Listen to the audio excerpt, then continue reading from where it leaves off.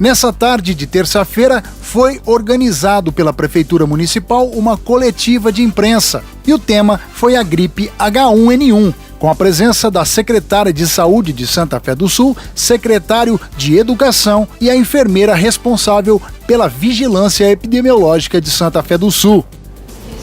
Bom, em relação à suspensão de aulas, como é solicitado por alguns dos pais, através dos grupos de WhatsApp, através de ligações pessoais para mim e também para a Secretaria Municipal de Educação, o que nós temos a falar e relatar é que nós, desde o início da transmissão, da cadeia de transmissão, nós temos esse contato direto e imediato com a Secretaria Municipal de Saúde, na pessoa da secretária Rosana Vassoler, também a Valéria, que é enfermeira responsável pela vigilância epidemiológica e trabalha no setor há vários anos, visando quais as medidas que nós deveríamos tomar para resguardar as crianças, visto que as escolas são ambientes coletivos. Foram transmitidas as orientações sobre higienização, algumas orientações aos próprios alunos. Reunimos toda a equipe pedagógica, traçamos um plano para que essas crianças que se ausentem por esses motivos não tenham prejuízo, tendo as atividades mandadas para casa e até aulas de reposição que elas venham a perder, para que elas não tenham nenhum prejuízo sobre o ano letivo. Em relação específica à interrupção de aula, vem sendo conversado também com a Secretaria Municipal de Saúde e aguardando as orientações para que, através dos subsídios que ela tem, através dos atendimentos, de toda a dinâmica da evolução aí dessa cadeia de transmissão, que nós pudéssemos tomar essa atitude. Essa atitude está totalmente descartada? Não, não está. Porém, há necessidade de um alinhamento com as atividades que está sendo feita através da Secretaria Municipal de Saúde, aqui representada, para que nós tomemos essa atitude. Lembrando que é muito óbvio que somente essa atitude, ela não impede a transmissão, uma vez que a transmissão não se dá somente nas escolas municipais. Então, essas linhas de raciocínio, vamos parar as aulas. Sim, nós precisamos saber por quanto tempo, quais ações vão ser feitas nesse período para que justifique o retorno às aulas, o que nós vamos fazer nesse período, quais as ações que vão justificar essa paralisação, para que eu possa assim startar uma possível paralisação ou uma antecipação de férias, como foi sugerido. A antecipação de férias, as férias se dão em julho, é um dos períodos, o inverno vai até o dia 22 de setembro. Então, em julho, nós estaremos praticamente no meio ou no ápice da cadeia transmissiva da gripe ou dos resfriados, que é o inverno. Então, assim, até isso tem que ser debatido. Qual a eficácia, qual a eficiência de tal medida? O que vai resguardar?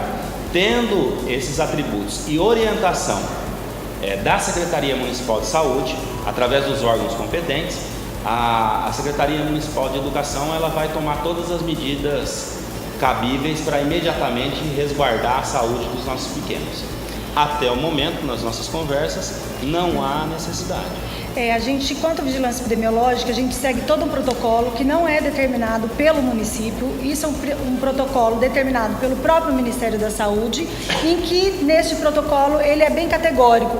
Não há suspensão de aulas. Por quê? Teríamos que, assim, fechar comércio, suspender festas, viver em estado de sítio mesmo, cada um na sua casa, esperando todo o período do inverno para que a doença não aconteça. Então, o que a gente precisa deixar bem claro? Que os casos que a gente acompanha, como nesse momento, até o inverno, a gente tem a circulação de casos de gripe, e os casos que a gente deve estar notificando, os que devem receber todo o acompanhamento e os cuidados com relação aos critérios que o Ministério determina, são os casos de síndrome respiratória aguda grave, que são aqueles casos que normalmente se interna e que a gente precisa estar acompanhando esses pacientes de perto. O restante dos casos, de acordo com o protocolo ministerial, a gente acompanha como caso de gripe. A gente pede sempre as mesmas orientações, os cuidados de higiene, tá? A pessoa está com tosse seca, está com febre, está com cansaço, ela deve procurar sim um atendimento, caso ela sinta necessidade desse atendimento. Neste momento, não é o momento de pensar assim, olha, estou com febre, espirrei, vou correr no médico. Não, vamos avaliar, tá? Cada um sabe, conhece o seu corpo, conhece as reações que o seu corpo apresenta mediante gripe e, havendo-se a necessidade, deve procurar um atendimento de saúde, tá? Estou com gripe, estou com H1N1? Não, tá? Vou fazer exames para todos os casos de gripe? Também não, tá?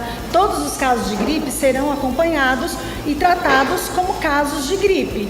Tratados os sintomas dos casos de gripe, conforme avaliação médica e, se necessário, a internação. Quem vai determinar isso após a evolução do caso é o médico, tá? Então é importante que a população ela esteja assim, bastante consciente do seu papel também na contribuição para a gente tentar conter a transmissão do vírus, que é evitar frequentar locais públicos, principalmente quando estiver com gripe, evitar mandar os filhos para a escola com quadro gripal, tá? Que segure seus filhos em casa e permaneça em casa com seus filhos, porque a gente tira o foco das escolas, porque ali não é o foco de transmissão, a doença ela circula, tá?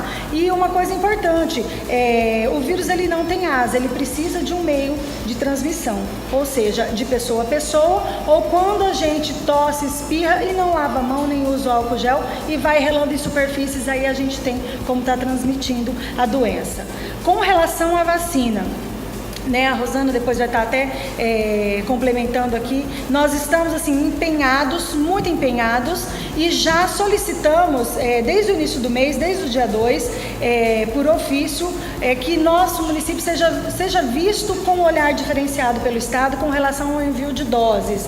O Estado ele está suprindo todas as doses necessárias para a vacinação do município, porém, como já foi pré-determinado antes de início da campanha, que essa vacina ela viria por fases, por etapas. Então nós recebemos uma etapa dessa vacina. Para vocês terem ideia, na primeira semana de vacinação, nós vacinamos nós realizamos mais doses do que nós realizamos quase que numa campanha inteira. Tá? Então, normalmente, o que a gente recebeu de doses para ir suprindo, como a gente sempre trabalhou em outras campanhas, nós realizamos a ponto do Estado, por questão de logística, não ter vacina para nos oferecer. Então, nós tivemos aí uma sexta-feira em que a gente conseguiu ter o início de manhã com algumas doses, porém o Estado não tinha e nem a região, que também estava em falta, não foi uma situação só do município, nós tivemos outros municípios, hoje, inclusive, nós temos aí municípios da região já sem vacina, tá? E nós já fomos vistos com esse olhar diferenciado pelo Estado e nós já recebemos mais doses, porque nossos grupos estão sendo vacinados.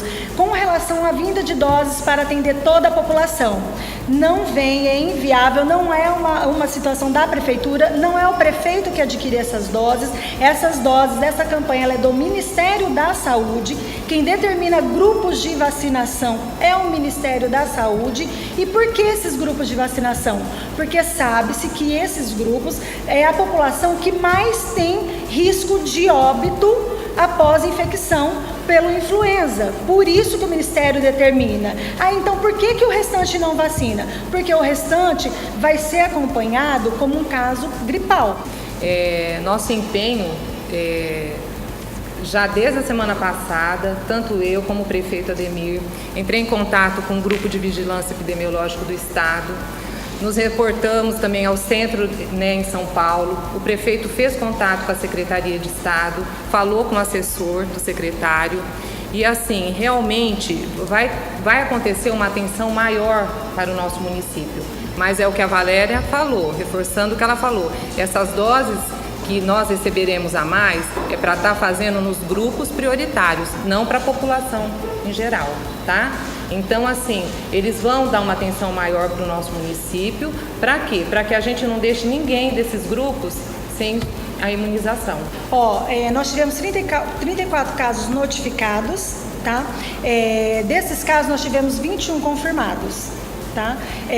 Tivemos aí 11 descartados e nós estamos com 2 só em aguardo de resultados de exames.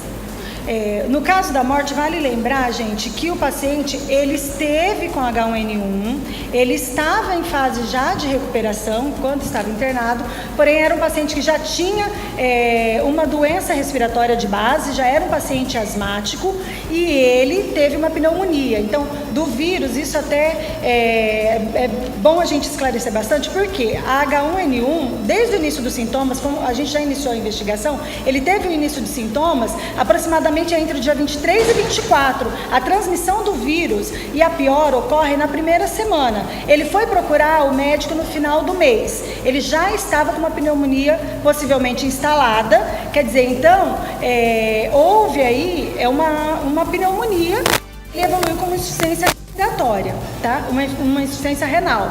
E essa pneumonia, principalmente, pode ter agravado e ter levado o paciente a óbito. A gente ainda não tem acesso a documentos, tá?